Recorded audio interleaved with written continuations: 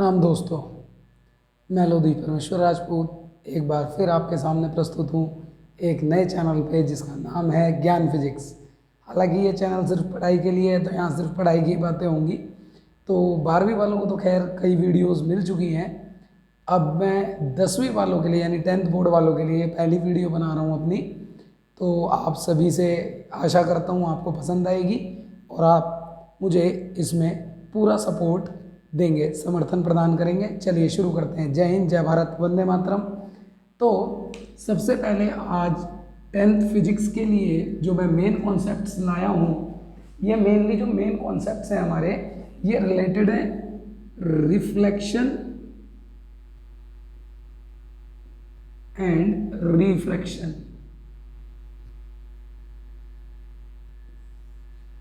जो हमारा first chapter है जो टर्म 1 में आ रहा है फिजिक्स का, तो इसमें मेनली जो हम बात करने वाले हैं, जो मेन कॉन्सेप्ट की बात करनी है, न्यूमेरिकल्स से रिलेटेड बात करनी है, तो आज मैं बात करूंगा सिर्फ मिरर्स की,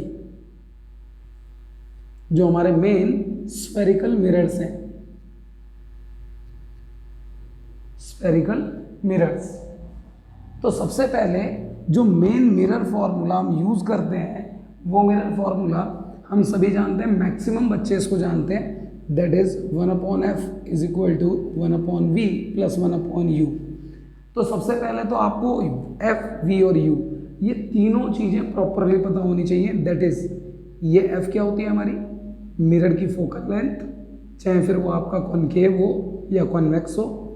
v आपकी होती है इमेज डिस्टेंस और u आपका होता है ऑब्जेक्ट डिस्टेंस। और ये सभी जो मेजर किए जाते हैं सबके सब पोल से मेजर किए जाते हैं। ये आपको अच्छी तरीके से पता होगा, मैं फिर भी आपको बता रहा हूँ। इसमें सबसे बड़ा जो कंफ्यूजन बच्चों के साथ है, एक तो उनको साइन लेने में बड़ा कंफ्यूजन होता है, न्यूमेरिकल में साइन कन्वेंशंस ध्यान नहीं है। तो आप एक मोटे मोटे तौर पे समझ लीजिए, चाहे आपका कॉनकेव मिरर है या कॉन्वेक्स मिरर है, कोई भी मिरर है दोनों में से, तो इन दोनों ही मिरर्स में जितने भी डिस्टेंसेस मेजर होती हैं वो पोल से होती हैं। ये पहली चीज साइन कन्वेंशन में, जितनी भी डिस्टेंसेस पोल के लेफ्ट में मेजर होंगी सब नेगेटिव, जितनी भी डिस्टेंसेस पोल के राइट में होंगी वो सब पॉजिटिव। अभी 10th लेवल तक तो यही चलता है, 12th में बात अलग है, वो तब करेंगे। अच्छा, जितने भी प्रिंसिपल एक्सिस के ऊपर नपेंगी सब पॉजिटिव, जितनी भी डिस्टेंस प्रिंसिपल एक्सिस के नीचे नपेंगी सब नेगेटिव। ये एनसीईआरटी में बहुत अच्छे से दिया हुआ है। तो आपका फिर मिरर चाहे कॉनकेव हो चाहे कॉन्वेक्स हो, फर्क नहीं पड़ता। तो इस चीज़ का ध्यान रखें। साइन कन्वेंशन बहुत ज़रूरी है। अगर आप साइन कन्वेंशन में परेशान हो जाते हैं तो बहुत दिक्कत आने वाली है, क्योंकि मैक्सिमम न्यूमेरिकल्स आपके फिर गलत होने वाले हैं, वो सही हो नहीं पाएंगे अगर आपने सही साइन कन्वेंशन यूज़ नहीं किया। उसके बाद बात आती है फोकल लेंथ की। तो आप याद रखिए फोकल लेंथ कॉनकेव की हमेशा लेफ्ट में चलती है, क्योंकि इसका फोकस हमेशा इस साइड पे आता है, तो इसकी फोकल लेंथ हमेशा नेगेटिव रहने वाली है कॉनकेव की, और कॉन्वेक्स की हमेशा पॉजिटिव, क्योंकि ये राइट में आने वाला है। तो इसको ध्यान रखिए, ये पोल के राइट में पड़ेगी फोकल लेंथ, इसकी फोकल लेंथ पोल के लेफ्ट में पड़ेगी। तो सेम कॉन्सेप्ट पे ही बात कर रहे हैं जो अभी तक बोला कि भाई पोल के लेफ्ट में जो भी नपेगा वो नेगेटिव, और आगे जो इधर पोल के राइट में नपेगा वो पॉजिटिव। ठीक है, तो ये तो हुआ साइन कन्वेंशन। इसमें बहुत कंफ्यूजन है, फॉर्मूला लगा लेते हैं बच्चे, लेकिन उसके बाद भी समस्या आ जाती है। तो इसको आप बहुत अच्छे से न्यूमेरिकल के लिए प्रिपेयर करिए।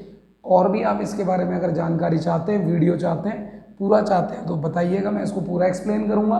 फिलहाल मैं मेन कॉन्सेप्ट की बात कर रहा हूँ, तो मैं छोटे छोटे थोड़ा थोड़ा आपको यहाँ पे समझा रहा हूँ इसके बारे में। उसके बाद बात आती है मैग्निफिकेशन, जिसे हम m कहते हैं, मैग्निफिकेशन m।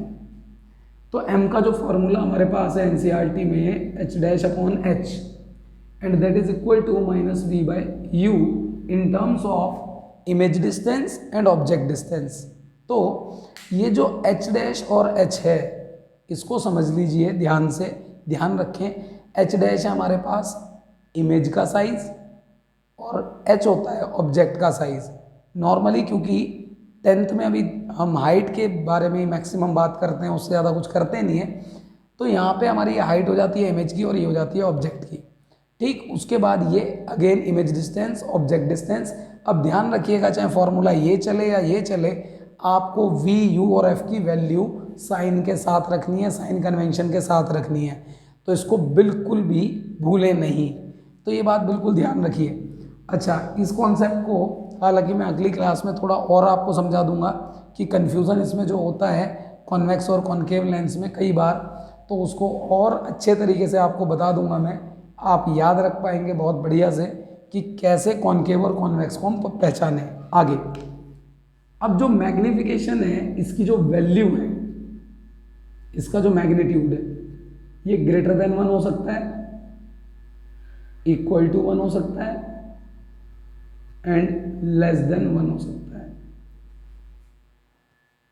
ये 3 वैल्यू हो सकती है। मैग्नीट्यूड जब आप ले रहे हैं दैट मीन्स हमें साइन से कोई लेना देना नहीं है कि मैग्निफिकेशन का साइन क्या है, केवल मैग्नीट्यूड ले रहे हैं, यानी वो 1 से बड़ा है या छोटा है या बराबर है। अगर 1 से बड़ा है तो इमेज होने वाली है आपकी एनलार्ज्ड, अगर इक्वल टू 1 है तो सेम साइज, यानी जो ऑब्जेक्ट का साइज है वही इमेज का साइज होगा। अगर 1 से बड़ा होगा तो इमेज बड़ी होगी, बराबर होगा तो इमेज सेम साइज की होगी, और अगर 1 से छोटा है तो डिमिनिश्ड। इसमें अधिकतर बच्चों को कंफ्यूजन रहता है कि यहाँ पे एनलार्ज्ड क्यों लिखते हैं, मैग्नीफाइड क्यों नहीं लिखते। तो उसका एक छोटा सा आप समझ लीजिए कि मैग्निफिकेशन केवल एक रेशो है, इमेज के साइज का रेशो ऑब्जेक्ट के साइज के साथ। मैग्निफिकेशन का मतलब कभी भी एनलार्ज यानी बड़ा कर देना या छोटा कर देना नहीं होता है। इसका सिर्फ एक ही मतलब होता है और वो है रेशो। किसका? इमेज के साइज का रेशो ऑब्जेक्ट के साइज के साथ। वो धीरे धीरे ऐसी धारणा बनती गई कि मैग्नीफाइड का मतलब बड़ा बड़ा बड़ा, तो कई बार बच्चों को वही चीज़ ध्यान रहती है कि इमेज मैग्नीफाइड होगी। तो ध्यान रखें क्योंकि वो अब सब समझते हैं, टीचर्स भी समझ लेते हैं, बच्चे भी समझ लेते हैं, तो एनलार्ज को कई बार हम सीधे मैग्नीफाइड बोल देते हैं, बट इसे ध्यान रखें मैग्नीफिकेशन का मतलब कभी भी बड़ा नहीं है। मैग्नीफिकेशन का मतलब रेशो है, तो बड़ा भी हो सकता है छोटा भी हो सकता है, टेंशन मत लीजिए, ठीक है। उसके बाद m की वैल्यू अगर आपकी पॉजिटिव आ रही है, मैग्नीफिकेशन अगर पॉजिटिव आया तो आपकी इमेज हर हाल में वर्चुअल और इसके साथ इरेक्ट हमेशा जुड़ा रहता है। वर्चुअल के साथ इरेक्ट हमेशा जुड़ा रहता है, ध्यान रखिए। और अगर m मैग्नीफिकेशन नेगेटिव है तो फिर आपकी जो इमेज होने वाली है वो रियल एंड इन्वर्टेड होने वाली है। तो ध्यान से इसको समझ लीजिए, virtual, erect, real and inverted. तो ये मेन कॉन्सेप्ट हैं आपके जो न्यूमेरिकल्स में मेनली यूज होते हैं। फॉर्मूले ये दो ही है मैक्सिमम, और जो फॉर्मूले हैं अगली वीडियो में कवर कर लेंगे। और ये जो साइन कन्वेंशन है, वैसे तो इनसे अलग कुछ खास जाता नहीं है 10th में फिजिक्स में। अभी मैं सिर्फ और सिर्फ मिरर्स की बात कर रहा हूँ, स्फेरिकल मिरर्स की। तो ये पूरी चीज़ अगर आप समझ लेते हैं तो मान के चलिए न्यूमेरिकल्स में आपकी कमांड बढ़ जाएगी, आप अच्छे से कमांड कर पाएंगे न्यूमेरिकल्स को और प्रॉब्लम्स कम आएंगी। और आगे आप मेरे को कमेंट में बताइएगा कि आपको किस चीज़ में ज़्यादा डाउट है और कन्फ्यूज़न है, क्योंकि अभी मैं सिर्फ बोर्ड को फोकस कर रहा हूँ। तो आप जो भी कन्फ्यूज़न या डाउट बताएंगे उसके ऊपर वीडियो मैं आपके लिए लेके आऊँगा। तो अगर ये वीडियो आपको पसंद आई तो लाइक करिए, शेयर करिए, सब्सक्राइब करिए और आगे, ताकि और भी इसी तरीके की अच्छी वीडियोज़ आपके लिए मैं ला सकूँ। तब तक के लिए जय हिंद, जय भारत, वंदे मातरम।